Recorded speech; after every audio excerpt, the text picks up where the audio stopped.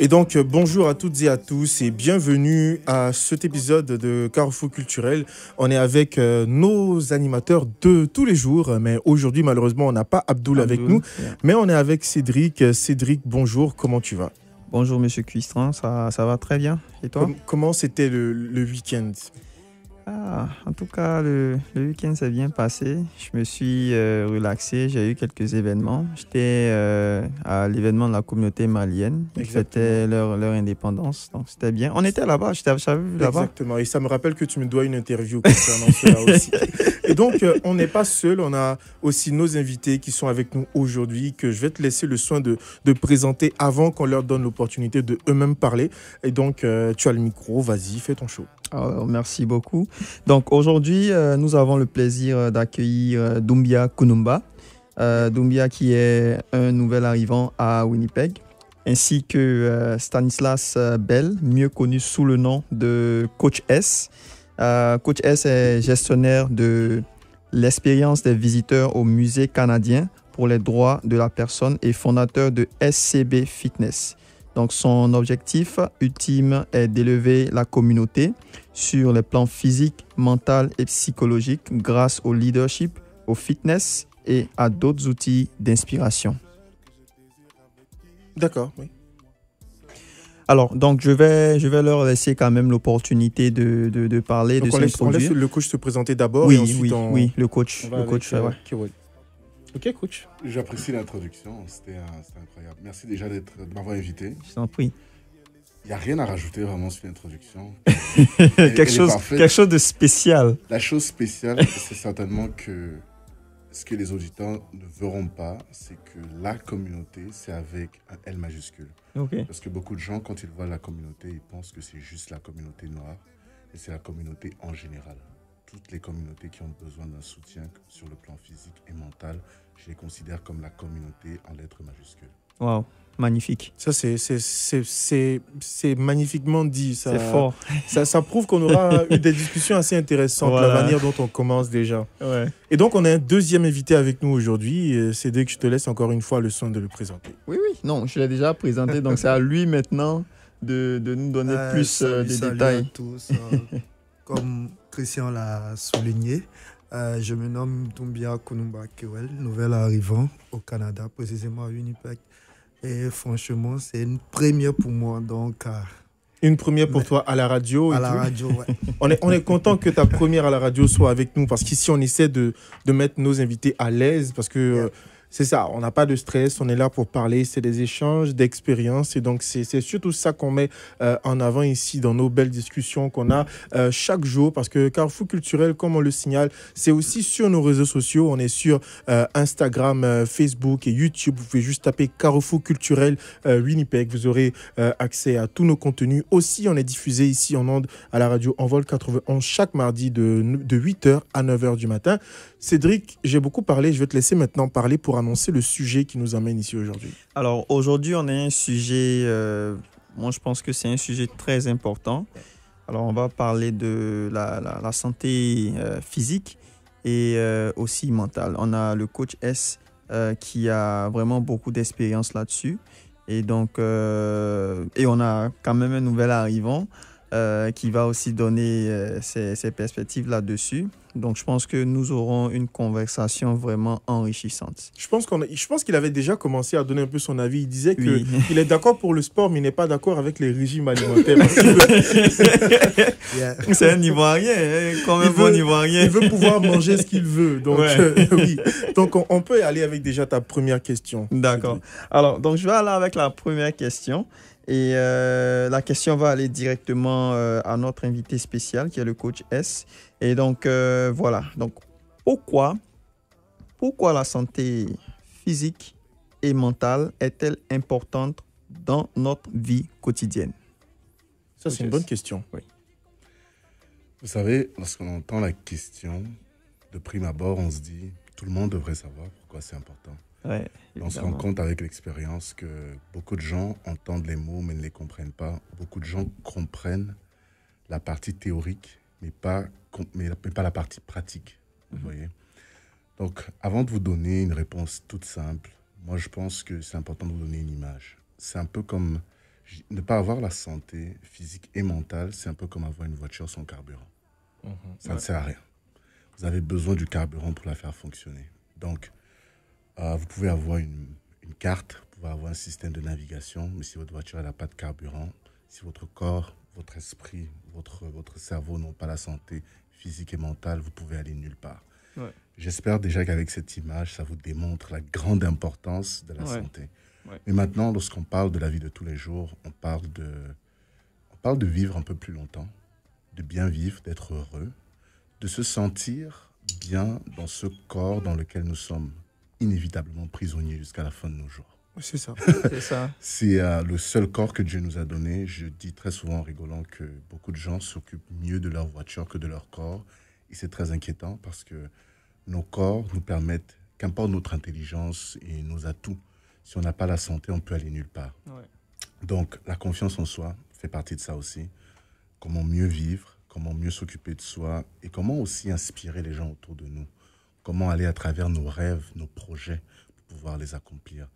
Et aussi, je dirais, la dernière chose, c'est comment nous assurer que la génération future existera. Parce que si on n'est pas en santé, on n'est pas capable de s'occuper ni de nous-mêmes, ni de ceux qui viendront après nous.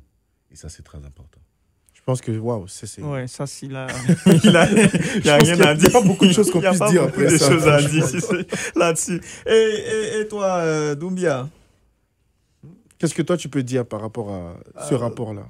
Ce rapport, pour moi, il est 100%. Comme je ne suis pas un trop grand fan de sport, comme je le dirais. Mais, grâce au coach, je vais essayer. Comment ça, tu vas essayer? Comme il a dit tout à l'heure, sur un point, on prend soin plus de nos voitures que de nos corps, en fait. Ouais. Voilà, donc pourquoi pas laisser ce côté-là et plus s'occuper de soi, quoi. Donc, d'une part, je le rejoins sur ça pour me mettre aussi au sport, en fait. Ouais. Donc, tu as mentionné au début que tu étais nouvel arrivant, donc tu es originaire de la Côte d'Ivoire. C'est ça. Alors, d'où tu viens? Est-ce que entretenir le corps même au niveau mental et au niveau physique, est-ce que c'est quelque chose que toi, tu as mentionné que tu n'as pas vraiment l'habitude d'aller au sport, mais est-ce que d'où tu viens, est-ce que c'est quelque chose que les gens prennent en considération? Je dirais que la nouvelle génération, d'où je viens, parce que faut souligner aussi que je viens d'Abidjan, d'une commune populaire, en fait, qui est Abobo. Donc, franchement, dit là-bas, c'est les grouilleurs. Et le sport, c'est toujours notre quotidien, en fait, quoi. Puisqu'on ne s'assoit pas, toujours... On est sur la route, toujours, on est parti, au fait, quoi. Mais c'est pas comme un sport, genre, on va dans une salle plutôt pour faire du sport. Non, c'est pas ça. Nous, notre sport, c'est plus aller au boulot, toujours sortir, aller grouiller. Et puis bon, c'est un truc comme ça, au fait. Voilà. Donc, je dirais pas qu'on fait trop du sport, mais la nouvelle génération, vraiment, elle fait du sport. Faut pas, je vais mentir, elle fait du sport. Parce que tout le monde va avoir des abdos, des tablettes. Me concernant, c'est pas trop mon délire, mais s'il y a une bonne personne qui me suit et qui me coach, franchement, je crois que je veux me mettre au sport vraiment. Ça va aller. J'avais une autre question, mais avant ça, je vais passer à Christian pour voir ce qu'il pense de la question. De voir ce que je pense de quoi? Du rapport entre la santé mentale et physique, c'est ça? Oui, de la première question. Donc, oui. Est-ce que tu penses que c'est important? Moi, je pense que c'est super important. Moi, je pense ça parce que moi, actuellement, comme Kewell l'a dit, avec les occupations, on a peut-être moins le temps, mais même malgré ça, je me bats quand même pour aller à la salle au moins 1 ou 2, 3 fois par semaine. C'est pas facile, surtout quand t'es nouvel arrivant et que tu dois te créer une place et que tu as beaucoup de choses. En plus, quand tu es étudiant, après les cours, tu as plus de devoirs. Avant les cours, tu dois bosser. Après, tu dois te détendre. Donc, le temps pour aller à la salle, c'est assez compliqué. Mais heureusement, il y a des alternatives aussi qui sont là. Tu peux faire partie d'un club à l'école ou alors tu peux tout simplement... Il y a la salle de sport même à l'école. Donc, tu peux avoir tes vêtements, tu te changes rapidement et après, tu repars au sport. Donc, ça fait qu'il y a toujours vraiment pour les personnes qui désirent de le faire, des moyens de pouvoir le faire. Peut-être pas à une intensité professionnelle, mais en tout cas de le faire quand même parce que le sport, c'est très, très important. On voit... Moi, il y a mon père qui est médecin, qui m'a dit une fois, mon père, je pense qu'il a 60 ans et plus, il tend bientôt vers 70. Et franchement, si mon père rentre dans la salle qui te dit qu'il a 50 ans, tu vas le croire. Il est très bien entretenu physiquement. Et il m'a dit que la différence entre moi et mes amis qui a fait qu'actuellement, moi, je suis aussi bien conservé, c'est que quand on avait 20 ans, je leur disais que c'est à 40 ans qu'on verrait qui a eu la bonne hygiène de vie. Parce que quand on est jeune, on est tous jeunes, on est tous en forme. Mais c'est quand on commence à vieillir, là, qu'on commence à sentir que nos organes sont toujours en bonne santé ou commencent à être défaillants plus vite que d'autres. Et mon père, il est hyper rigoureux même dans sa nourriture. Il ne mange pas la peau du poulet, il mange les œufs, souvent il mange que le blanc. Je n'ai pas compris son régime avant d'arriver à un certain âge. Mais quand aujourd'hui je vois son hygiène de vie et que je vois sa vie physique et sa santé, il n'est quasiment jamais malade. Moi, j'ai 27 ans, j'ai vu mon père malade dans ma vie une seule fois. Donc, ça peut te dire qu'il y a un rapport entre la santé, la nutrition et la santé mentale et physique aussi. Donc, c'est ce que moi, je peux dire pour commencer. Là. Alors, il y a eu une cohérence entre ce que, Christian, ce que tu as dit et ce que Doumbia a dit. J'allais même poser même la question, mais c'était en même temps. Alors là, ça va revenir au coach S. Parce que je sais que quand nous venons ici au Canada, la majorité des personnes vont au travail. Il y a beaucoup de choses à faire, comme tu l'as mentionné. Il y a l'école. Il y a vraiment, vraiment beaucoup de choses à faire. Et ici, le temps est compté avec l'argent. Parce que quand moi, j'étais en Côte d'Ivoire et j'entendais le temps, c'est de l'argent, je ne comprenais pas le sens. Je te promets que j'ai compris ça une fois que je suis arrivé ici. Voilà. C'est quand je suis arrivé ici que j'ai commencé à être payé à l'heure. C'est ça. Et c'est là que j'ai compris que le temps, c'est de l'argent. Alors, si le temps, c'est de l'argent, comment est-ce que, c'est-à-dire, on sera en mesure de donner du temps à notre santé physique et à notre santé mentale, puisque nous devons travailler pour couvrir nos dépenses. Coach S. J'adore la question. Je sens qu'il adore la question. Non, mais bien sûr, je vais vous dire pourquoi. Et vous m'avez invité, je vais vous donner quelques petits secrets aussi. Donc, je pense que vous n'êtes pas prêts pour ce qui arrive. Wow. Déjà, je tiens à clarifier quelque chose. Lorsqu'on parle de santé physique et mentale, beaucoup de gens associent directement le sport. Et vous savez, c'est souvent là la grande erreur, parce qu'on se demande où est-ce que je vais trouver le temps, je ne sais même pas par où commencer, qu'est-ce qu'il y a à faire.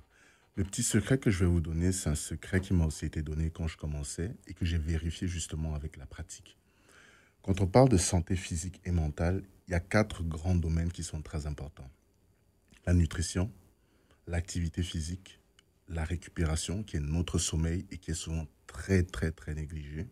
Et pour finir, on va l'appeler notre happy level, si vous voulez, votre niveau de votre santé mentale, si vous voulez. Est-ce que vous êtes content? Votre stress level, ok, ça c'est beaucoup mieux, le niveau de stress. Et les pourcentages sont très généralement attribués, mais moi je vais vous donner les vrais pourcentages. Et c'est ça qui va en fait vous donner la clé de comment trouver du temps dans votre journée. Et on va se rendre compte qu'on a tous du temps pour pouvoir les mettre en pratique. Notre nutrition, et tout le monde mange, fait partie de 60% du résultat final.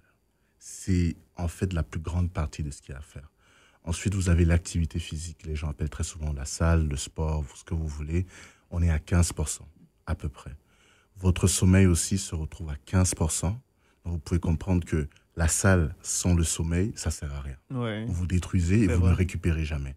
Et pour finir, si vous êtes stressé, et on le remarque très souvent, il y a des gens que lorsque ces personnes sont stressées, soit elles prennent du poids, soit elles en perdent. Donc le stress est très important pour vous permettre aussi de voir un peu plus clair sur ce que vous voulez faire.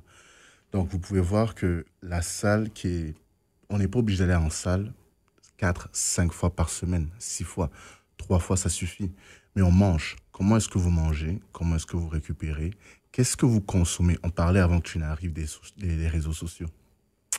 Qu'est-ce que vous consommez en longueur de journée? Qu'est-ce que vous lisez? Avec qui est-ce que vous parlez? quel genre de sujet entre dans vos têtes et quelles sont vos pensées, où est-ce qu'elles sont dirigées. Tout ça contribue à votre santé mentale. Et la santé mentale et la santé physique sont très souvent ou sont toujours liées l'une avec l'autre parce que grâce à la santé mentale, vous pouvez mieux vous occuper de votre santé physique et quand vous avez la santé physique, ça vous rebooste aussi mentalement. Donc les deux travaillent ensemble. Un l'envoie à l'autre, l'autre le renvoie et c'est comme ça qu'on grandit. Donc pour revenir directement à ta question, je dirais que trouver le temps, au final, c'est dans chaque chose que l'on fait. Que ce soit même ici, on est assis en train de discuter d'un bon sujet qui va nous nourrir de façon mentale et qui est positif. Donc ça nous fait avancer. Ça, c'est de la santé mentale. Tu vas peut-être marcher pour rentrer chez toi, je vais peut-être marcher pour rentrer chez moi parce que je ne vis pas très loin. C'est de la santé physique. Donc dans tout ce qu'on fait, que ce soit au travail, et vous pouvez vous rendre compte, souvent vous sortez du travail et vous êtes tellement énervé contre vos collègues, vos patrons, vous rentrez chez vous, vous oubliez de bien manger ou alors vous n'avez pas envie de cuisiner. Qu'est-ce que vous faites? Vous commandez un burger et là, vous vous mettez des mauvais calories dans le corps. Donc, pour dire que la relation physique et la relation mentale sont très importantes et c'est à chaque décision de notre vie. Donc, on a en fait de la clé. On n'est pas obligé d'aller en salle, moi je vous garantis. Mais très très souvent, la salle, elle est importante aussi. Parce que je suis en salle quand même plus de 11 heures par semaine, c'est pour une raison. Juste pour moi, je ne parle même pas de mes clients. Et je peux vous dire que vous apprenez beaucoup de choses que vous ne pouvez pas apprendre dehors. Mais les équipes universitaires, c'est-à-dire les clubs universitaires ou d'autres, les clubs de marche, tout ça, ça compte. Wow. Ça, c'était une très, très belle et bonne intervention. Je pense qu'on a eu un sommaire même de plusieurs questions qui sont là-dedans que moi, j'ai envie de poser. Mais on va laisser la parole à notre deuxième invité et après, on va revenir là-dessus. Ouais. Donc, on veut savoir, toi aussi. Et c'était quoi la question déjà, Cédric? C'était plus, du coup, la dynamique entre le travail. Donc, si tu mets plus de temps dans le travail, comment est-ce que tu peux mettre du temps dans ta santé mentale, ta santé physique? D'accord. Kewel, est-ce que toi, tu as une question ou une pensée par rapport à ça? Par rapport à ça. Franchement, le coach a déjà tout dit. Hein. Moi, il ne sait même pas là, il va ajouter quoi. Mais moi, je me disais que aussi, bon, comme je le disais, je ne faisais pas du sport en tant que tel, mais je courais de temps en temps.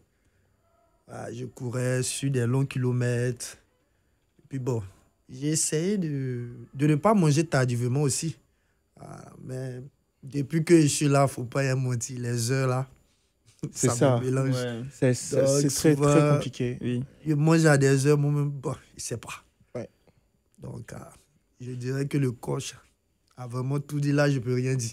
Cédric et toi, qu'est-ce que tu peux dire par rapport à ça? Ben, moi, je pense que au niveau de la discipline, moi, j'avoue, j'essaye d'être discipliné, c'est-à-dire, comme il a mentionné, ne pas manger tardivement.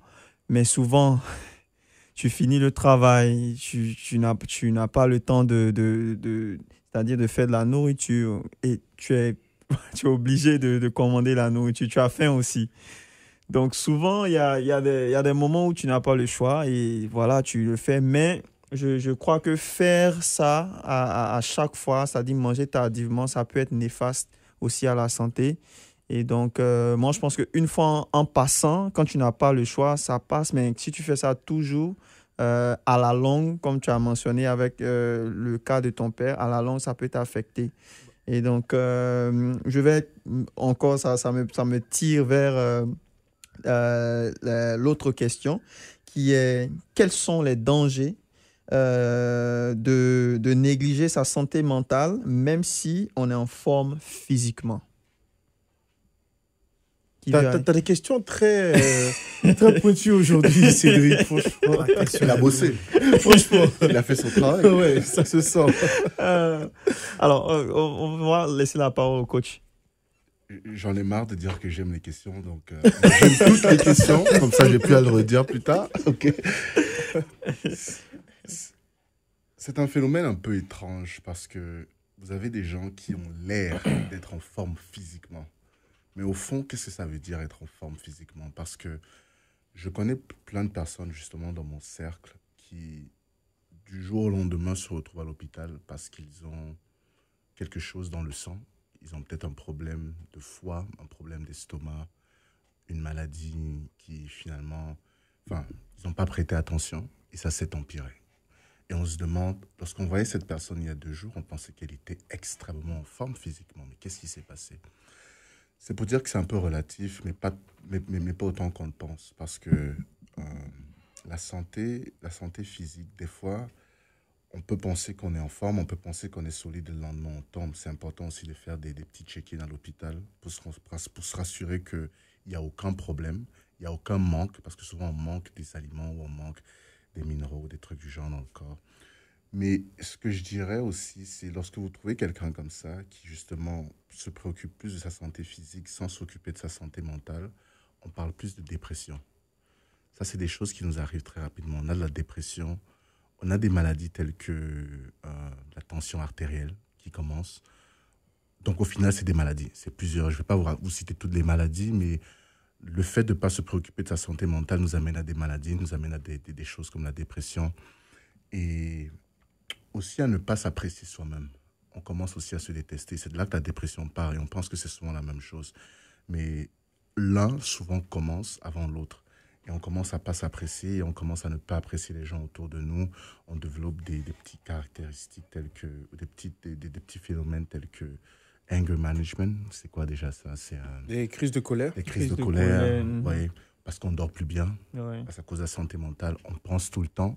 Souvent, on broye du noir parce qu'on ne sait même pas quelle est la solution, mais on pense à des choses auxquelles on n'a pas des solutions. Et au final, on ne bouge pas. Et ça détériore notre santé physique. Et là, on peut voir que petit à petit, la santé physique elle-même, elle part. Donc ça, c'est le plus gros danger. Je n'ai pas envie d'être morbide, mais le plus gros danger, c'est la mort. Oui. Parce que je vous raconte une histoire qui est arrivée il y a quelques semaines. C'est mon beau-frère qui, justement, s'est retrouvé à l'hôpital et qui a eu les 2 reins qui ne fonctionnent plus. Wow. Et on lui a dit que la raison pour laquelle il est arrivé à ce stade, l'une des plus grandes raisons, c'est à cause de sa santé mentale. C'est à cause du stress. Il était stressé. Sérieusement. Le stress peut vous emmener à avoir des problèmes de reins. Le stress peut vous emmener à avoir le diabète même, parce que vous mangez mal aussi. Le stress peut vous emmener à avoir la tension artérielle. Ça, c'était le cas de ma mère, qui s'est justement relevée grâce au sport et au fait qu'elle a compris qu'il fallait prendre soin d'elle. Parce que vous voyez, vous avez dit la vie du Canada, elle est stressante, surtout pour des gens qui viennent d'un autre pays. Vous arrivez, pour la première fois de votre vie, vous devez gérer le racisme, vous devez gérer la discrimination, vous devez gérer le froid. On sait qu'il y a certains d'entre nous qui sont Monsieur Cold, mais il y en a d'autres qui ne le sont pas. Donc c'est un peu dur. Yeah. Donc avec tout ça réuni, vous avez des gens qui tombent facilement et vous vous retrouvez à l'hôpital des années plus tard et c'est une accumulation parce que ça n'arrive pas en un coup. Oui, c'est vrai. Je parlais l'autre jour, tu peux commander un burger aujourd'hui ou une nourriture sur Skip the Dishes, pas de souci. Mais si tu le fais tous les jours, tu te rends compte que ce processus t'emmène quelque part. Et quand tu te retrouves à l'hôpital, c'est une combinaison de plusieurs années. C'est-à-dire ça ne s'est pas passé en un coup. Et là, tu te rends compte que si tu avais pris conscience un peu plus tôt, tu aurais fait des petits changements qui peut-être t'auraient amené à ne pas être à ce niveau-là. Donc c'est un peu triste à dire, mais prendre soin de sa santé physique. Et souvent, lorsqu'on va à la salle et qu'on n'est pas bien reposé ou qu'on est stressé, on risque souvent de se faire du mal. On risque de se péter un muscle. On risque de... ça paraît si simple à dire, mais vous pouvez avoir un poids qui vous tombe dessus parce que vous n'êtes pas concentré. Vous pouvez vous blesser. Et même dans les sports comme le basket et le foot, vous pouvez vous faire des entorses, vous pouvez vous péter un muscle, vous pouvez vous déchirer un ligament. Tout ça, en fait partie du jeu. Oh. Ça, c'est tellement bien dit. Et aussi, moi, je pense que c'est totalement vrai aussi parce que ça ramène un peu à ce que mon père m'avait dit par rapport à l'accumulation. Parce que les résultats, ce n'est pas forcément sur un an. Il y a des gens, lorsque tu fais de l'activité physique, ils se disent, toi, tout le temps, tu vas à la salle, tu ne deviens pas musclé ou tu ne deviens pas costaud ou tes muscles ne sortent pas. Mais le but, c'est pas de... Bon, chacun a son but déjà quand on part à la salle. On n'a pas les mêmes buts. Il y en a qui ils veulent devenir bodybuilder, ils veulent avoir de gros muscles. Il y en a qui vont juste pour se maintenir, faire du cardio, courir. Et il y en a qui vont juste pour devenir plus sexy, plus beau, plus attrayant parce que c'est ce qu'ils veulent. Il y en a faut dire qu'il y en a qui vont chercher femmes aussi, ils sont dedans. Oui, il y en a aussi qui vont aller à la salle pour les meufs, mais bon. C'est pas faux. C'est pas notre but. Mais moi, je pense que déjà, ça part d'une prise de conscience. Parce que un gars qui, dans son planning, fait tout le temps le mains et pieds pour avoir du temps pour aller à la salle, c'est qu'il a pris conscience de quelque chose. Que ce soit pour les mauvaises comme pour les bonnes raisons, il a pris conscience que si il investit sur son corps, il aura des résultats. Que ce soit pour les meufs qu'il y a et que ce soit pour être sexy ou que ce soit pour sa santé, il a pris conscience que ça passe par le sport. Donc déjà, même si c'est pour les mauvaises raisons, je trouve que c'est bien déjà. Après, moi, je pense que le sport en lui-même, il est positif dans le sens où c'est quelque chose d'additif. Et c'est une bonne addiction. Moi, je pense. Parce que je connais rarement des personnes qui ont réellement... Je ne parle pas de ceux qui vont à la salle pour les meufs. Ça, c'est autre chose. Mais ceux qui vont réellement à la salle parce qu'ils ont trouvé un amour ou un calme ou une paix intérieure quand ils vont à la salle, ils ne laissent jamais la salle. Moi, j'ai commencé à Abidjan, je suis arrivé ici, j'ai trouvé une salle, j'ai continué. J'ai tourné pour trouver une salle où je me sens à l'aise. Et c'est ça un peu le truc. Souvent, je ne sais pas pour les femmes, mais pour les hommes, une salle de sport, c'est un peu comme ton coiffeur. Exactement. Tu ne le choisis pas n'importe comment. Tu choisis l'ambiance. Souvent, il y a la musique même qu'on joue dans la salle, même si tu mets ton casque. Mais moi, par exemple, j'aime pas aller dans une salle où je suis autour de femmes. J'aime aller dans une salle où je suis avec des mecs, parce que souvent, les femmes, ça peut déconcentrer. Et j'aime être quelque part où je vois des gars qui soulèvent des poids, où je dis, je dois faire ça aussi. Ça me booste. Il y a une petite concurrence de loin. Ou alors, j'aime pas aussi aller dans une salle où il y a un coach qui est tout le temps là. J'aime pouvoir aller voir le coach quand j'ai besoin d'une question, mais pas un coach qui est tout le temps derrière toi. Donc, il y a des petits critères aussi que je pense que quand tu prends tout ça en compte, il faut aussi se connaître sportivement. Si tu te connais, tu sais quelle chose va avec ton corps, quelle chose va pas avec ton corps. Parce qu'il y a des régimes alimentaires que d'autres personnes peuvent faire, qui marchent avec eux, mais qui vont pas marcher avec toi, pour le même but. Vous avez les mêmes exercices, les mêmes rythmes, mais ça ne marche pas parce que vous n'avez pas le même métabolisme aussi. Donc, si tu te connais, tu sais ce qui va un peu avec toi et tu sais d'adapter tout cela avec un bon rythme et tu sais de demander des conseils à des personnes comme le coach Bell. Si tu as tout ça réuni, je pense que forcément, même si là, tu ne le vois pas, tu ne vas pas devenir comme, je sais pas, The Rock, mais dans quelques années, tu vas te rendre compte que tu restes au top physiquement. Tu ne vas pas devenir costaud, mais tu te sens bien, tu respires bien. Aussi, il y a certaines hygiènes de vie qu'il faut avec le sport, comme par exemple le fait de manger à des heures raisonnables, la limitation de l'alcool, la fumée aussi, le fait de fumer aussi, qui peut aussi intervenir dans les poumons. Je pense que c'est un package. C'est comme tu l'as dit, c'est mental. Et même la santé mentale aussi, c'est le fait de savoir se discipliner aussi, de se dire, j'ai envie de manger un gros bol de crème glacée là, mais je suis sûr que quelque chose là, je ne peux pas me le permettre, même si tu veux. Je pense que c'est une certaine sorte de maturité aussi de pouvoir le faire. Je ne dis pas que ceux qui ne le font pas ne sont pas matures, mais je pense que c'est un objectif qu'on se lance et qu'on veut vraiment l'atteindre là. Quand tu mets tous ces œufs là dans le panier, forcément, il y aura des résultats, que ce soit maintenant ou que ce soit dans 5 ans, je pense. Certainement. Et monsieur Doumbia, qu'est-ce que tu à chaque fois qu'on dire? parle, il rigole. Je sais pas. Au fait, j'ai appris des nouvelles choses maintenant. Concernant le stress. Ok. Ouais, le stress, franchement dit, le coach, il a touché des points sensibles. Ouais, le stress, là, franchement dit, ça fatigue. Est-ce que tu as déjà été stressé depuis que tu es arrivé au Canada? Bon, depuis que je suis arrivé, ouais. Bon, je dirais pas que c'est le stress en tant que tel, mais je suis loin. Je suis pas là, c'est pas sur moi. C'est ça. Ouais, je suis très loin, à des kilomètres. Donc, ça fait que souvent, ça revient. Mais j'essaie de me motiver souvent que ça va aller. Je suis là pour quelque chose. Puis, ben, ça passe. C'est aussi ça, c'est un défi aussi, que tu te lances à toi-même de quitter ta zone de confort et d'arriver quelque part où tu ne connais pas tous les contours. Même si tu arrives et que tu as payé tous tes cours et que tu es installé, que tu n'as pas de problème financier, le problème mental, lui, on ne se règle pas avec l'argent. Donc, c'est l'environnement, c'est les gens avec qui tu parles, c'est le mood dans lequel tu te mets, c'est ce dont tu nourris ton esprit aussi qui te fait être là. Donc, totalement compréhensible. Je pense qu'on est tous passés par là. Hein. En tout cas, moi, franchement, tu le sais, Cédric, quand moi je suis arrivé, c'était pas rose, mais quand tu passes par ce genre de moment-là, c'est juste le fait d'acquiescer que tu vas pas bien, peut-être, ou que tu stresses. D'abord, c'est la première étape de reconnaître, de savoir, parce que si il y a des personnes qui savent pas qu'ils vont pas bien. Et c'est risqué. Parce que tu peux te rendre compte de ça quand c'est déjà trop tard. Mais quand tu prends conscience, tu sais que ça va pas bien. J'étais pas comme ça il y a 2 mois ou il y a 2 semaines. Qu'est-ce que je peux faire? Tu commences à prendre des bonnes questions, parler aux personnes avisées, parce que les mauvaises personnes donnent les mauvais conseils. Et si tu en parles à de mauvaises personnes, tu auras des mauvais retours. Va prendre telle substance, ça va te détendre. Après, tu deviens addictif. Ça, c'est de mauvais conseils. Mais par exemple, quelqu'un comme le coach va te dire, allons à la salle ou allons courir ou allons marcher tout simplement. Ça, tu respires et après, tu reviens bien, quoi. Donc, je pense que Moi, c'est la musique. Oui, aussi ça. Bien sûr. Ça me détend. Ça me fait oublier, au fait. C'est ça. On dit que lorsque tu te retrouves dans une situation de stress, il faut penser ou il faut faire quelque chose qui t'emmène du bonheur. Ouais. Et tout le monde sait ce qui lui emmène du bonheur. Tu vois. C'est vrai. Il y a des petites choses. Tu as parlé de la musique. Il y a des gens, c'est juste fermer les yeux. Il y a d'autres personnes, c'est lire un livre. Vous savez. Donc, il y a des petites choses. Il ne faut pas souvent aller très loin. On n'a pas souvent besoin d'un gros budget pour être heureux. Oui. Il suffit de toutes petites choses et d'être un peu créatif pour sortir des moments de stress. Mais coach, est-ce que vous avez des petits tips par rapport à ça, par rapport à la gestion du stress en particulier? C'est vrai que moi, mon plus gros tip, si tu veux le dire comme ça, mon plus gros conseil ou mon plus gros cheat, la façon dont moi je le fais, c'est la salle.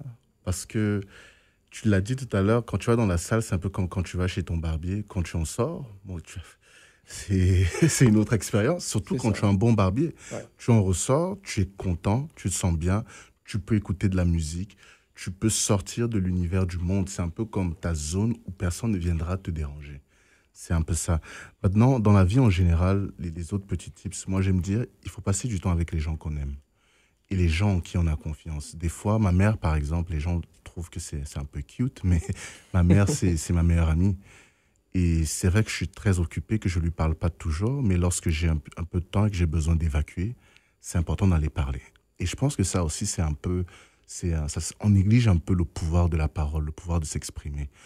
Des fois, quand on est stressé, on veut tout garder à l'intérieur, on internalise et on pense, on intériorise, excusez-moi, l'anglais me dérange, on intériorise un peu tout, et au lieu de... Et quand ça reste à l'intérieur de nous, ça nous pourrit en fait, et on ne se rend pas compte de la force que la négativité peut avoir. Alors il faut trouver un moyen positif de l'exprimer.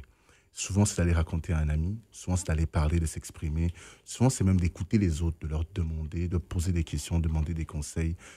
Beaucoup de gens, et c'est là le danger, c'est que lorsque les gens se sentent stressés, ils ont besoin de se réconforter dans la nourriture.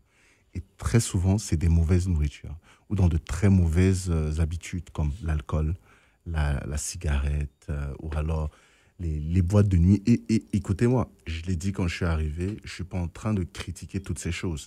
J'ai dit à M. Doumbia, quand on est arrivé, que tout est bon, il faut juste savoir quand le prendre, comment le prendre et à quelle quantité et à quelle fréquence. C'est tout.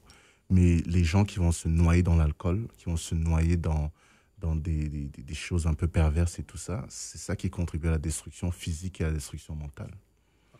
Totalement vrai, totalement vrai. Cédric, est-ce que tu as quelque chose à dire avant qu'on passe à une autre question? Non, moi je pense qu'il a tout à fait, il a tout dit, Je pense que moi personnellement, je suis comme ça. Quand je suis en situation de stress, j'aime beaucoup parler, me confier à mes amis. Ça me permet vraiment tous les amis, on se d'évacuer. confie, hein. Oui, c'est ça. Bon, je sais, il y a des sujets qui sont sensibles, auxquels je peux peut-être confier ces sujets-là à ma famille, et il y a des sujets aussi que je peux confier à mes amis. Ouais. Donc, dans ce cas-là, c'est à toi de voir à qui est-ce que tu veux te confier. Mais le fait de se confier, ça te permet d'évacuer et ça te permet d'être content. Donc, moi, c'est un peu ma façon de gérer le stress. Et ça va me permettre aussi d'aller sur une autre question qui est donc, en quoi la santé mentale et physique peuvent-elles influencer nos relations sociales et professionnelles? Moi, j'aimerais commencer avant que le coach termine. Alors, vas-y. Parce que je pense que le coach va vraiment bien corroborer le truc. C'est lui quand il passe, c'est-à-dire, mais C'est ça. il met tout ensemble. Sage, Tu peux même pas. C'est comme si tu parlais avec Maître Yoda. C'est le point final. Moi, je pense que le rapport physique, santé mentale et le rapport santé physique et santé mentale dans la vie en général, quand quelqu'un se sent bien physiquement, ça se sent. Ça se dégage sur le visage. Parce que quelqu'un qui se sent bien physiquement, il est sûr de lui. je pense, quand tu vois les sportifs de haut niveau, comme quelqu'un comme Noah Liles, comme Cristiano Ronaldo, comme Messi, comme Haaland, physiquement, là, il sait que si tu viens le pousser, il ne va pas tomber. Donc déjà, rien que ça dans sa tête, là, ça fait qu'il a il est sûr de lui déjà, pour commencer. Et quand tu es sûr de toi, socialement, tu n'es pas intimidé. Et quand tu n'es pas intimidé, tu pousses les gens à t'aimer, si je peux le dire ainsi, parce que les gens aiment les gens qui dégagent de la sérénité. Donc, après, chacun a son comportement. D'autres sont sereins, mais un peu plus dans le fait de parler beaucoup. D'autres sont plus sereins dans le fait d'être calme. D'autres sont plus sereins dans le fait de taquiner. Mais tu as une vivacité, en fait. Et la vivacité, ça s'assimile un peu à la joie de vivre. Donc, je pense qu'il y a un rapport très proche. Et aussi, le fait que ce soit l'énergie que tu dégages, que tu ramènes à toi, ça fait que quand tu donnes cette énergie-là, tu reçois de l'énergie. Donc, ça fait que c'est comme le coach a dit, c'est comme un cercle dans lequel tu donnes, tu reçois. Mais quand tu es en bonne forme, ça t'aide aussi à donner plus, je pense. Donc, c'est ce que je peux dire en gros avant que le coach n'appuie là-dessus. Passons peut-être à lui avant. Ouais. Ok, donc vas-y alors. On va les coachs. Non, vas-y. Comme ça, tu ne diras pas, le coach a tout dit. Non, je préfère que le coach. Mais Je suis là pour apprendre, moi. tout à l'heure, il a parlé de quelque chose qui m'a un peu... Bon, au fait, il a mentionné le fait que il a parlé un peu de confiance en soi, là. Voilà. Et je pense que ça, c'est un peu relié au fait que tu sois présent mentalement et physiquement. Donc, peut-être toi, Doumbia, comment est-ce que tu vois le lien entre ces deux-là? Donc, la confiance en soi et la santé physique et mentale. Non, mais Est-ce que tu as déjà senti... Tu nous envoies une autre question. On a le coach qui doit d'abord terminer. Non, parce qu'il n'a pas parlé. Parce qu'il n'a pas parlé, il faut qu'il parle. Parce que quand le coach intervient, le coach il dit tout. C'est ça. Donc, c'est ça. C'est d'accord. à prendre ou à laisser. Donc, on va y aller là. Mahu. Ok, je dirais que, bon, tant que tu as la confiance aussi, tu te vois un peu je dirais ça, le mot Intouchable. intouchable, au fait. Voilà, parce que quand tu as la confiance, ça prouve que mentalement, ça va aussi. Même si le côté sport n'est pas trop ça, mais tant que le mental, lui, il est open, bon, je crois que ça va. Est-ce que tu as eu un exemple dans ta vie? De quoi exactement? Ben, un instant où tu t'es senti vraiment pleinement vivant? C'est sur le taf que je faisais là-bas. Ok. Comme je disais, à Abidjan, je travaillais dans la construction. Ok. J'étais grutier. Tu étais quoi? Grutier. Ça, c'est quel Ce sont travail? des machines de construction qui sont sur les terrains, qui prennent des objets d'un point A à un point B. Ah, ok. C'est comme si tu pilotais une grue. Voilà, c'est Oh, ça. ok. C'est le nom, j'ai dit un coup en même temps. Ok, Wow. d'accord. Ce sont les grues. Donc, pour moi, quand j'étais sur ma machine, moi, je me trouvais vivant. Hein. Je me voyais vivant même. Ah, ok. Quand je descends, je redescends sur terre, je regarde ma machine et tiens, là, on va à la même. Tu vois une chose imposante comme ça que tu arrives à produire, ça donne quand même, Je me suis toujours demandé... Moi, je me trouvais vivant. C'est quand même quelque moment-là. chose de très, très truc, parce que cette technique, je me suis toujours demandé ceux qui font qui pratiquent avec ce genre de choses-là, c'est quand même compliqué, parce que c'est risqué aussi. Et puis c'est risqué, c'est en c'est- hauteur. Il y a des grues qui font plus de 130 étages. Hein. Waouh. Tu dois monter. Ça dépend de toi. Bon, comme le coach l'a dit, on fait sport dans tout. Hein. Quand tu prends l'échelle pour aller en haut là-bas, franchement, c'est sport aussi. Ouais. Parce que c'est le même aller-retour que tu fais. Mhm. Mais quand Ça, tu c'est du montes, cardio, tu n'as pas... Tu montes avec tout, au fait. Ah, Il y a pas faire ascenseur. des midi. Ça dépend de toi. Non, mais non, pour nous, c'était notre sport, au fait. Ah, C'est comme ça. Moi, je faisais mon sport état à Abidjan. Quand je vais au taf, quand je monte, il sait que j'ai fait quelque chose. Quand je descends, puisque les midis, je ne descendais pas pratiquement. Il restait là-bas jusqu'à quand je finis. Parce qu'en Côte d'Ivoire, je dirais qu'il n'y a pas heure de travail. Tu montes matin, tu descends le soir. C'était comme ça. D'accord. Donc, pour moi, je me dirais que c'est mon sport qui était là, en fait. Ok. Et c'est dans ça aussi que je me trouvais vivant. Ok. Super. Ah. Donc, je pense qu'on peut redonner maintenant la parole au coach pour qu'on Yeah. puisse répondre à la question. Vous avez sorti le mot qui est pour moi c'est la solution à tout. La confiance en soi, c'est tout.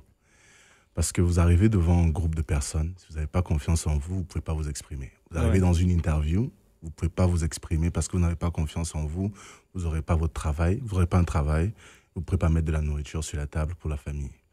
Si vous avez, disons, les jeunes qui ont besoin qui font des rencontres et qui ont besoin de socialiser, si vous n'avez pas confiance en vous ne pouvez pas socialiser avec le sexe opposé, ou même ou même le même sexe, qu'importe. La confiance en soi nous permet, moi particulièrement, me permet de me lever tous les matins. C'est un peu comme, c'est ma nourriture, c'est mon carburant, c'est une soif en fait. Vous pouvez voir à quel point maintenant j'étais un peu relax. Là, je me suis levé parce qu'on arrive à un point culminant de ce débat, la confiance en soi. Et je trouve que beaucoup de gens ne l'ont pas et que souvent on essaie de la masquer avec de l'arrogance. Je dis souvent aux gens, avant même de commencer dans la salle et tout ça et d'entrer dans cette expérience même qui est la réalisation et la construction de soi, physiquement et mentalement, j'étais arrogant. Je voulais montrer aux gens que j'avais confiance en moi. Et juste le fait que je voulais montrer que j'avais confiance en moi, déjà, c'est de là que part le problème. On dit si vous êtes grand et que vous entrez dans une salle, vous ne dites pas à tout le monde que vous êtes grand. Tout le monde remarque que vous êtes grand. Tu parlais tout à l'heure des personnes qui émettent cette aura ou qui émettent cette énergie ou qu'on peut voir sur leur visage ou sur leur corps, que ces personnes ont confiance en elles. Je trouve, et j'avais besoin de cette introduction pour aller maintenant dans les situations professionnelles et les situations sociales. Parce qu'au travail, vous pouvez voir que quand vous côtoyez des directeurs, des managers, des CEO, des membres du gouvernement, toutes ces personnes dégagent quelque chose d'un peu fort. C'est pas la même chose chez toutes ces personnes, mais le plus, et on est souvent très attiré par des personnes qui dégagent quelque chose de fort. Combien de fois est-ce qu'on s'est retrouvé dans une salle où quelqu'un ouvre la bouche et on est là, putain. J'ai envie de rentrer. Putain, qu'est-ce que je fais ici?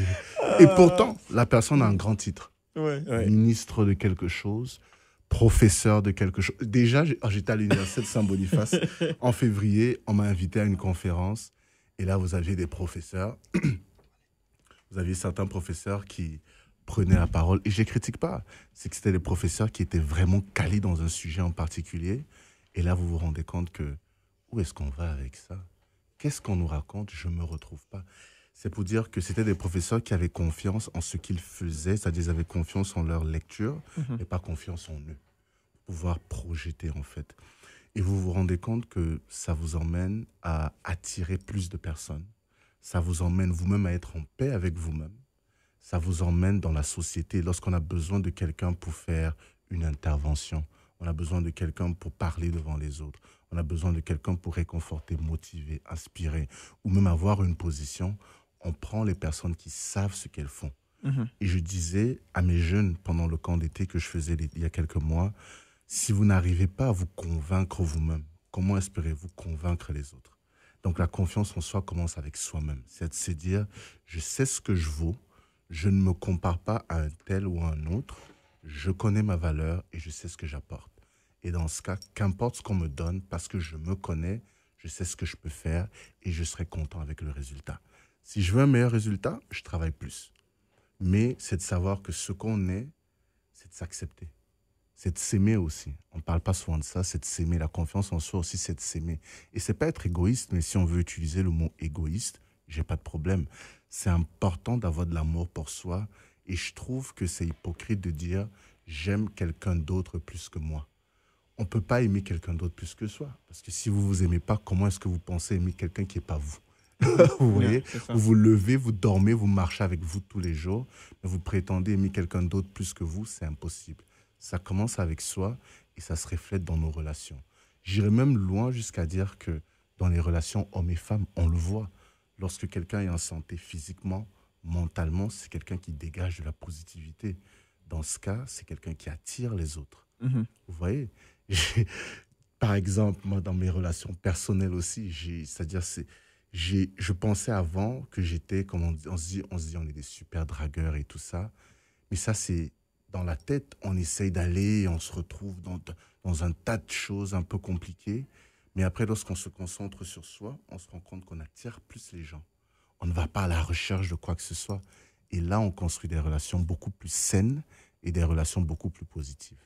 Wow. Exactement, ça c'est Ça, très sage. C'est stratosphérique. Wow. Non, Je pense que c'est la première fois qu'il a utilisé ce mot-là depuis que je le connais. Donc, c'est sorti en même temps. Il a été choqué et subjugué à la fois. Waouh. Non, c'était tellement bien dit. Ouais, très bien dit. Je pense même pas qu'on puisse poser une autre question après ça. Franchement, c'est très bien résumé. Et donc, moi, je propose qu'on fasse un dernier tour de table avec peut-être une dernière question avant de pouvoir se laisser. Une question qui va pouvoir clore aussi. On va laisser le coach parler en dernier pour terminer le podcast. Est-ce que tu aurais une dernière question pour nous? Oui. Donc, la dernière question ici, c'est si vous devrez donner un conseil pratique pour garder cet équilibre, donc l'équilibre entre la santé physique et la santé mentale, quel serait-il? Bon, on va terminer par le coach. Donc, on va commencer par moi. On commence par toi et on va aller par lui. Fantastique. Un conseil pour garder un équilibre. Moi, je dirais ce serait d'abord le premier conseil, c'est le conseil qui est à la portée de tout le monde, c'est l'entourage. Moi, je dirais, la nourriture, souvent, on n'a pas peut-être l'argent pour acheter, pour payer un régime bien fait ou aller à la salle qu'on veut parce qu'on n'a pas peut-être l'argent pour payer, mais on a le choix et l'opportunité de choisir notre entourage. On a l'opportunité de choisir ce qu'on décide de se nourrir avec mentalement, comme son, comme parole autour. Donc moi, je dirais que faut sélectionner les gens avec lesquels on passe le plus de temps. Parce que arriver ici au Canada, moi je parle pour, par exemple les nouveaux arrivants, les gens ont tendance à se mettre en rapport avec les gens du même pays que eux, les gens de la même origine. Non. Marchez avec les gens qui partagent votre mentalité et qui vont vous aider mentalement. Peu importe la communauté, peu importe le pays. Si les gens de votre pays sont plus, je dirais, par le fait que vous soyez plus rattachés par la culture, tout ça t'aide, vas-y. Mais ne priorise pas le fait d'être en compagnie des personnes qui sont du même pays que toi, même s'ils sont malsains pour toi. Entoure-toi de gens qui vont te donner de la positivité. Et après ça, quand tu as la positivité et que tu as la joie, tu dois aussi te connaître toi-même pour savoir ce que tu peux consommer, ce que tu peux te donner. Parce qu'il ne faut pas aussi se mettre dans une habitude trop drastique qui va peut-être, si c'est trop physiquement à la salle, qui va te blesser, ou si c'est trop dans la nourriture qui ne va pas aller avec ton système. Moi, je pense qu'il faut se connaître et bien s'entourer. Moi, je pense, pour moi, c'est le plus important, plus même qu'aller à la salle, pour moi en tout cas. Après, quand tu fais ça, je pense qu'il y a une certaine tranquillité, une paix du cœur, une maturité qui se dégage. Et après, ça peut se transformer en, comme le coach l'a dit, un gain de conscience qui va après se transformer et ainsi de suite. C'est ce que moi, je peux dire par rapport à ça. OK. Donc, moi, je vais aller et ensuite, Doumbia va aller et le coach va terminer. Donc, moi, c'est... On va aller vite quand même. OK. Moi, c'est plus faire ce que... genre, faire ce qui te passionne, en fait. Je pense que ça, comme le coach a mentionné, quand tu fais ce que tu aimes, ça te permet d'être présent, ça te permet d'avoir aussi la confiance en soi, parce que ça joue un rôle aussi. Et donc, voilà, si tu aimes nager, va nager. Si tu aimes aller au sport, va au sport. Du moment que c'est positif. Du moment que c'est positif. Non, parce du moment que tu aimes des choses qui ne sont pas positives. Oui, aussi. c'est ça. Mais, et puis, notre ami aussi l'a dit, lui, il aime son travail aussi. Ouais. Ça. Donc, souvent, il y a des choses que tu fais, c'est positif. Donc, voilà, tu fais ça une fois en passant et ça t'aide à bien vivre. Donc, moi, c'est le conseil que vraiment j'aimerais donner. Et Doumbia, est-ce que tu as un conseil que tu pourrais donner pour la tranquillité physique, mentale? Moi, mon conseil, c'est de faire ce que l'on aime. Hein. Tant que tu vois que ça te met dans les bonnes vibes, ça te rend positif, tant mieux. Ah, je dirais ça. D'accord, et donc on va donner au coach le mot de la fin pour pouvoir terminer avec ces propos-là, pour savoir qu'est-ce que lui pense de ce sujet. Le mot équilibre est un mot parfaitement choisi parce que sans équilibre, on risque généralement de se blesser ou de se détruire. Et je trouve que l'ennemi du succès, c'est l'envie et de se comparer aux autres. C'est important de se connaître. Pour trouver son équilibre, c'est important de se connaître. On n'a pas tous le même départ, on n'a pas tous les mêmes talents. On a tous un talent, mais on n'a pas tous les mêmes talents. On n'a pas tous les mêmes ressources. Et c'est important de se dire que regarder à droite et à gauche devrait être une source de motivation et non une source d'envie. On voit par exemple les réseaux sociaux qui nous montrent tout plein de choses. On voit par exemple certaines personnes qui sont tellement concentrées sur le fait de faire descendre les autres au lieu de travailler pour y arriver au même niveau. Et c'est ces envies un peu négatives, un peu destructives qui font en sorte qu'on ne peut pas avancer en tant que société en général. Et l'équilibre n'est pas seulement par rapport à une personne, c'est aussi par rapport à un écosystème, avec les personnes avec qui on est, avec lesquelles on vit. Donc moi, je trouve que c'est important de s'accepter déjà tel qu'on est, d'apprendre à se connaître et d'accepter aussi son évolution. Pour moi, on est un peu tous comme des avions qui partent sur une piste et à un moment, lorsqu'on décolle, on atteint notre vitesse de croisière.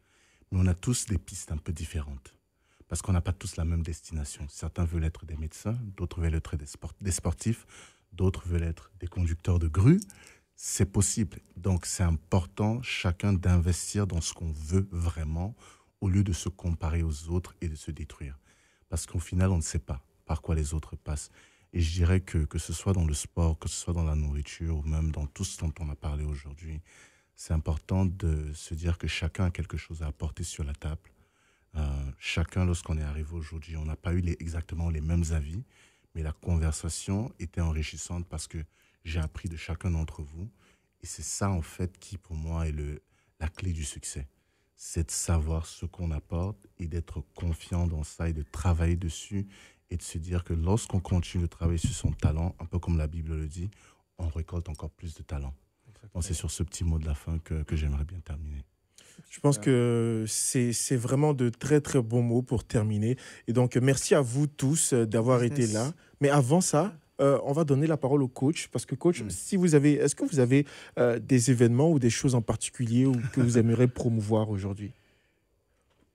Il n'est jamais trop tôt pour en parler. Vous savez, il y a un mois à peu près, j'ai fait un camp d'été pour les jeunes de la communauté noire. Et c'était des jeunes de l'âge de 13 à 16 ans. Et c'était 20 jeunes, 10 garçons, 10 filles. Et l'objectif du camp, c'était du leadership. C'était de leur apprendre du leadership à travers le sport. Le sport est très souvent un moyen de communication, surtout pour nous, immigrants, et aussi pour beaucoup de personnes qui sont nées ici. Le sport permet à beaucoup de gens de s'exprimer. Et j'ai utilisé cette méthode justement pour pouvoir mettre un groupe de jeunes dans une salle pendant 20 jours, pendant un mois, d'essayer de leur apprendre des skills un peu, ou alors de leur apprendre des choses comme la confiance en soi, travailler sous du stress, comment travailler avec les autres, comment apprendre à se connaître. Et nous allons avoir une deuxième édition l'année prochaine, l'été prochain. On va le faire pendant les 4 prochaines années encore. Et comme je disais, il n'est jamais trop tôt pour en parler. La première année, le thème, c'était healing, c'est-à-dire de se soigner. Et je l'ai ouvert seulement à la communauté noire. Sauf qu'il est important pour les membres de notre communauté de comprendre que s'ouvrir à d'autres communautés est le secret. Rester concentré sur sa communauté ne nous emmène nulle part. Ouais. On a besoin de tout le monde pour avancer. J'appelle ça allyship. Allyship est super important. On a besoin des alliés, des autres pour nous permettre de monter. Donc l'année prochaine, il y aura des places spécifiques pour les membres de la communauté noire, mais ce sera ouvert à toutes les autres communautés parce qu'il est important dès cet âge-là, d'apprendre comment interagir avec les autres, comment communiquer avec les autres, pour ne pas au final se retrouver dans une société où on se sent tout seul, ou dans des situations où on se sent renfermé. Donc, ce que j'aimerais dire, c'est qu'on a besoin du soutien de tout le monde. C'est jamais un projet que je regarde en disant c'est mon projet. C'est un projet communautaire. Vous avez entendu l'introduction. Je travaille pour la communauté. C'est quelque chose qui me tient à cœur. Et on a besoin de bâtir les leaders de demain. Vous êtes des leaders. Nous sommes tous des leaders. Mais il faut prévoir qu'est-ce la relève. D'où est-ce que ça vient? Et ça vient en leur montrant le bon exemple. Ça vient en les mettant dans des situations qui leur permettra d'avoir les outils et d'avoir la confiance de pouvoir justement d'être la relève de demain. Donc, l'été prochain, c'est pas très loin. Je vais faire un peu comme l'année passée, comme cette année, un peu de tour sur certains réseaux sociaux, sur des réseaux sociaux, sur les médias, avec le support de certains groupes, de certaines entreprises pour pouvoir... Justement, comme vous avez mentionné, pour nos auditeurs et auditrices qui nous écoutent, où est-ce qu'on peut vous voir votre travail, où est-ce qu'on peut vous suivre? Oui, les réseaux sociaux sont très bien, vous savez, vous pouvez suivre ma page, mais je m'apprête à créer un site web qui sortira très bientôt. Je vous communiquerai l'info pour vos prochaines émissions que vous pourrez aussi diffuser. Dans le site web, on verra justement le travail qui aura été fait cette année-ci, avec toutes les photos et les vidéos et le travail qui s'en vient pour les années suivantes. Donc les gens auront la possibilité, parce que ce sont des questions qu'on m'a posées tout le temps. Mais je trouve que la valeur, elle est dans le travail. Beaucoup de gens passent du temps à travailler l'emballage. Moi, je voulais travailler le produit en premier. Et vu que la première année a été une année fantastique, Christian peut vous le dire, il était à l'une de nos cérémonies. Il était à un de nos événements. Moi, j'aimerais participer. Un de nos événements. Donc, cette année, on va doubler le volume de jeunes. On va faire encore plus grand. L'important, c'est d'évoluer, c'est de grandir chaque année. Et avec le site web, les gens pourront voir ce qui a déjà été fait et ce qui va être fait. Parce que je vous promets, il y a quelque chose de gros, de très gros qui arrive. Wow. Cédric, tu as donc donné le mot de l'entrée. C'est toi qui vas donc être chargé de donner le mot de la fin, de remercier tout le monde pour qu'on puisse terminer le podcast. Tu veux merci le sport aujourd'hui. Hein? Tu as la page. En tout cas, j'aimerais remercier le coach S d'être venu. J'aimerais aussi remercier Doumbia qui a aussi vraiment contribué à notre conversation et te remercier aussi comme tous les jours. Je suis juste un invité aujourd'hui, donc l'invité Christian. Ouais. Voilà. Donc voilà, merci à tout le monde et